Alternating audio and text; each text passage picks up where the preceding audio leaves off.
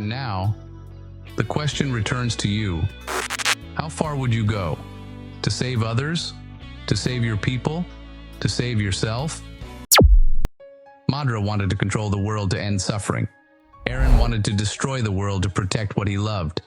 Two men, two ideologies. One question: how far are you willing to go for your ideals? And what happens when the line between savior and monster disappears? This is not a comparison. This is a study of what happens when pain becomes ideology, and ideology becomes destiny. Ideals don't appear out of nowhere. They are born in the dark, shaped by wounds that never healed, by truths too painful to accept, and by a world that refuses to change unless someone breaks it. For Madara Uchiha, that wound began long before the shinobi world ever spoke his name. A boy who buried his brothers, one after another, until he stopped believing in fate and started believing in control. Pain whispered to him a single truth: peace doesn't come from trust, peace comes from power. Eren Yeager's wound was different. It wasn't a cycle of war between clans, it was a single moment. A mother crushed beneath a titan. A child forced to watch the world strip him of everything he thought was safe.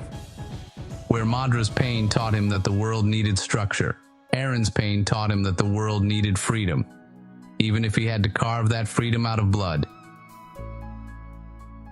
Two men, two wounds, and two destinies that would rewrite the fate of their worlds.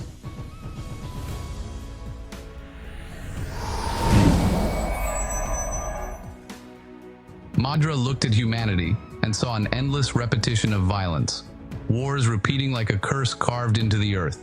He believed that free will was the enemy of peace, that if humans were allowed to choose, they would always choose conflict. So he forged a dream, a world where suffering could not exist because choice itself would be taken away.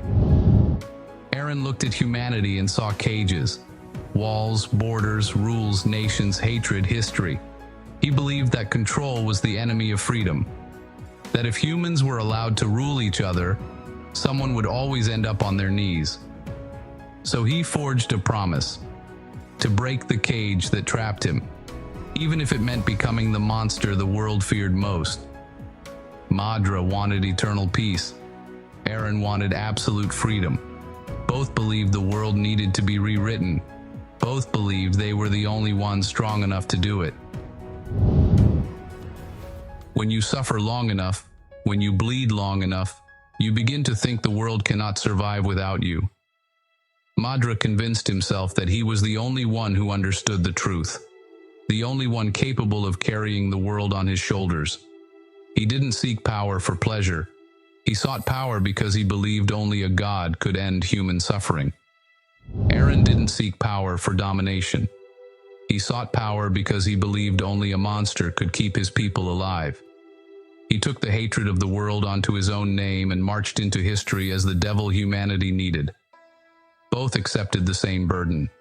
If the world must hate someone, let it be me. That is the moment when a hero fractures, when a savior becomes a weapon, when a dream becomes a threat.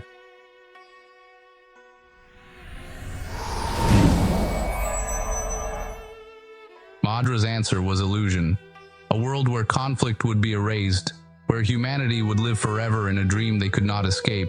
Peace through unity, unity through control. Eren's answer was fear, a world where his enemies would tremble too much to ever touch paradise again. Freedom through destruction, safety through dominance. Madara rewrote reality, Eren rewrote destiny. Both tore down their worlds to build something new from the ashes. And the cruel truth?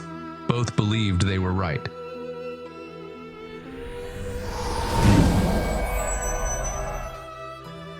But here's the part people forget. No ideology comes without sacrifice. Every ideal has a cost. Some costs are small. Others consume the man entirely. Madara lost himself to the dream he created. He became a ghost obsessed with a vision no one else could see. In the end, the world he wanted to save rejected him. Not because he was evil, but because he tried to force humanity into a peace they hadn't earned. Eren lost himself to the chains of the future he could not escape. Every step he took toward freedom made him less human, more distant, more hollow. Both men stood at the top of the world and found themselves utterly alone, because chasing an ideal to the very limit means sacrificing everything that once made you human.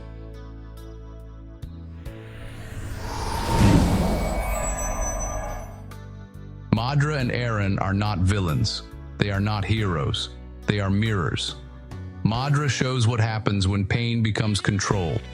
Eren shows what happens when pain becomes liberation. One tried to end suffering. One tried to preserve love. Yet both drowned in the weight of their ideals, not because they were too weak, but because their dreams were too heavy for a single human heart. And now, the question returns to you.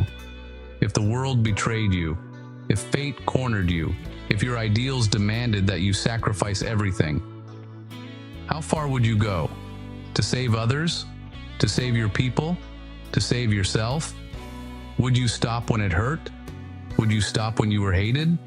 Or would you keep walking forward, even as the line between savior and monster disappeared? If this video awakened something inside you, something cold, sharp, and unyielding, then you're meant to be here. Subscribe for more insights and embrace the shadows.